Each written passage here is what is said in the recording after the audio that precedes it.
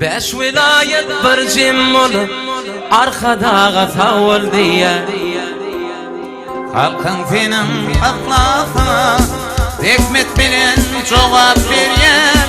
Beş vilayet bir cem olup arkadağa savul diýär. Halkın senin aklafına hikmet bilen cevap berýär.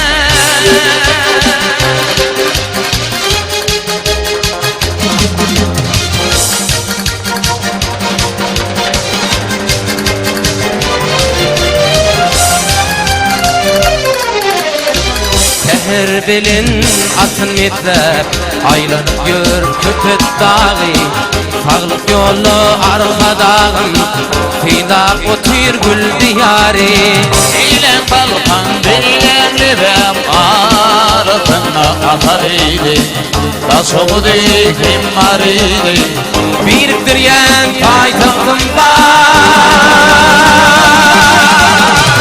Eşivarın hırcım olup arkadağa savul diyer Halkın senin aklafına hikmet bilen cevap berýär. Beş vilayet bir cem olup arkadağa savul diye Halkın senin aklafına hikmet bilen cevap berýär.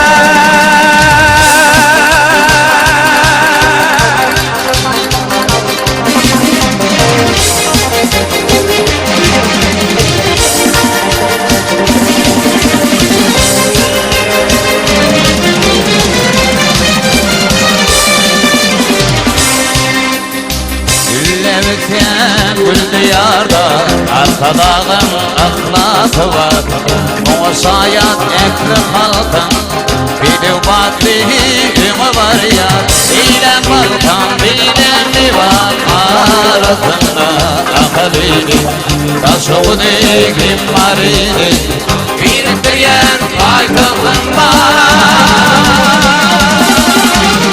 Beş vilayet bir cem olup arkadağa savul diye Halkın senin ahlakına hikmet bilen cevap berýär. Beş vilayet bir cem olup arkadağa savul diye Halkın senin ahlakına hikmet bilen cevap berýär.